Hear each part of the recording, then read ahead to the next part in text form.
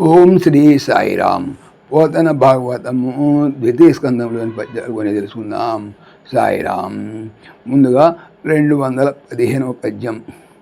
వనజాక్షు మహిమ నిత్యము వినుతించుచున్ వరులు పొగడ వినుచున్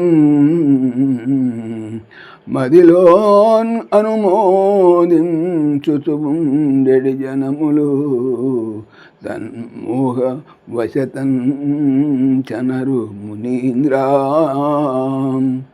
వనజాక్షుని అనగా వన అంటే నీటిలో జా పుట్టినది, పద్మం అంటే అక్షుడు, కన్నులు కలవాడు. అలాగే మహిమను నిత్యమున్ ప్రతినిత్యము వినుతించుచున్ స్తోత్రము చేయుచు వరులన్ ఇంకొకరు పొగడన్ స్తుతించుతుండగా వినుచున్ వింటూ మదిలోన్ మనసులో అనుమోదించు సంతోషముతో ఉండునట్టి జనములున్ మానవులు తత్ ఆ మోహమునకు వశమగుట వలన చనరు విడిచి వెళ్ళలేరు. మునులలో ఇంద్రుడా. భావము. నారదముని శ్రేష్ఠ, ఎల్లవేళలా కమలనయనుని మహిమను స్తుతించాలి.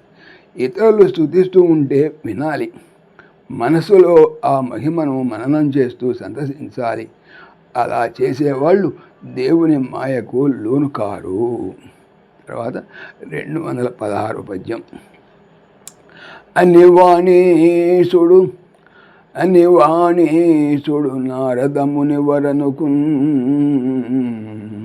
నారదముని వరునకున్ చెప్పినట్టి ముఖ్య కథా సూచనన్ అతి భక్తితో పరిచిజ్జన పాలునితోడ యోగి చంద్రుండు నుడివెన్. అని వాణీసుడు బ్రహ్మ, నారదుడు అను మునులలో వరుణ్ శ్రేష్ఠుని ఈ చెప్పినది ముఖ్యమైన కథ యొక్క సూచనను అతి మిక్కిలి భక్తితో పరిషితను జనులను పాలించువాని తోడన్ యోగులలో చంద్రుడున్ శ్రేష్ఠుడు నుడివెన్ చెప్పెను. భావము. ఇలా పూర్వం బ్రహ్మదేవుడు ఋషీశ్వరుడైన నారదునికి భాగవత ముఖ్య కథను వివరించాడు. ఆ విషయాన్ని యోగీశ్వరుడైనటువంటి శుకుడు మహాభక్తితో పరీక్షిత్ మహారాజుకు తెలియచెప్పాడు. సాయిరామ్. ఓం దాశరథాయ విద్మహే సీతావల్లభాయ ధీమహి తన్న రామ ప్రచోదయాత్.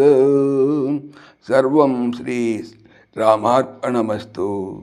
జై శ్రీరామ్. జై శ్రీరామ్. ఆత్మీయులకు మనవి, ఈ ఛానల్తో పాటుగా అనంత మహిమల శ్రీ సత్యసాయి అనే ఛానల్ మరియు లెరన్ భగవద్గీత లైవ్ గీత అనే భగవద్గీత ఛానల్ను స్వామి నా చేత చేయించున్నారని మనవి చేస్తున్నాను. వీటికి సంబంధించిన లింక్స్ డిస్క్రిప్షన్లో చూడవచ్చు. సాయిరామ్.